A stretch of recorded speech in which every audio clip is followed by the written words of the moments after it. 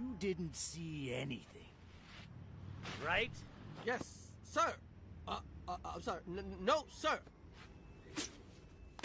Bonjour à tous, donc dans cette nouvelle vidéo je vais vous parler du mois d'octobre 2021 pour ma thèse, pour savoir globalement ce qui s'est passé. En fait on s'était laissé au moment où je faisais énormément de bibliographie, donc c'est toujours le cas. En fait là je suis en train de définir les différents sujets qu'on va traiter durant mon doctorat. Donc en fait ma thèse elle va se découper en 4 chapitres. 3 chapitres sur l'impact de l'acidification des rivières sur les saumons. Donc le premier chapitre qui sera plutôt la partie biogéochimique, donc comment l'acidification se fait dans les rivières. Donc spoiler, c'est grosso modo dû naturellement à la fonte de la neige durant le printemps et aussi au dépôt atmosphérique de sulfate et de nitrate. Donc ça on va caractériser en fait 5 rivières dans le Nouveau-Brunswick et voir comment l'acidification se fait durant la période printanière.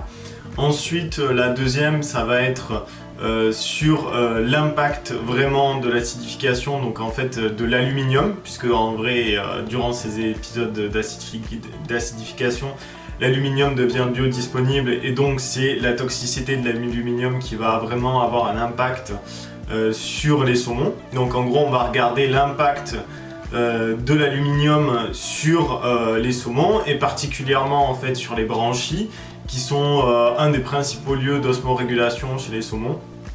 Donc on va regarder l'impact de l'aluminium sur les paramètres d'osmorégulation, donc de régulation des ions chez les saumons. Ensuite, le troisième chapitre, ça sera la mortalité en eau salée, due justement à cette intoxication à l'aluminium.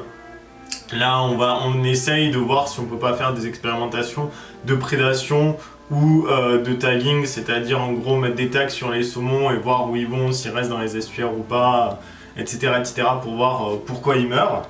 Et enfin, un quatrième sujet qui sera plutôt sur les sédiments, c'est-à-dire que c'est plus trop dans la perspective de l'acidification des rivières, mais là en fait on sait qu'il y a un autre problème dans les rivières, c'est-à-dire le déversement de sédiments qui contiennent généralement des produits comme des pesticides puisqu'ils viennent des champs agricoles. Donc on va essayer aussi de quantifier cet impact-là sur les saumons et particulièrement sur la régulation des ions chez les jeunes smolt. Donc globalement j'en suis là. Au niveau du labo en fait j'ai eu accès à un labo poisson, c'est-à-dire que maintenant j'ai une salle où je vais pouvoir élever mes poissons, faire mes expérimentations, etc. Donc je vous mettrai quelques vidéos le mois prochain parce que pour l'instant j'ai pas forcément eu trop le temps de filmer dedans en fait tout simplement. Après j'ai aussi aidé à des expérimentations puisque une partie de mes collègues et ma superviseuse étaient partis faire une conférence à Halifax. Donc en fait pendant 2-3 jours j'ai dû nourrir des poissons et m'occuper d'une expérimentation qui était sur l'impact là du nickel sur des gastéropodes. Et voilà, je pense que c'était un mois qui était assez neutre, assez tranquille on va dire. Vraiment toujours ce début de thèse où il y a énormément de bibliographie, où il faut vraiment travailler son sujet pour avoir quelque chose de solide derrière.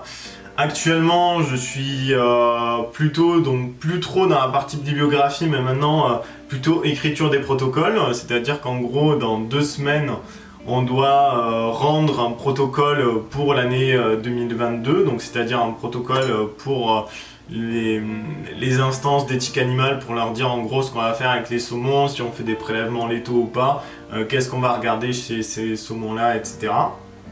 Donc actuellement je suis vraiment dans ce domaine-là et d'ici, je pense qu'après d'ici la fin de l'année on va commencer vraiment à travailler, voir ce qu'on peut, quel matériel on va commander, chercher des collaborations puisque pour l'instant on essaye de chercher des collaborations pour des analyses d'autolithes et des analyses génétiques.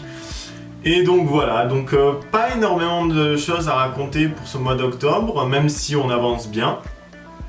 Et voilà, donc je pense que cette vidéo va être assez courte.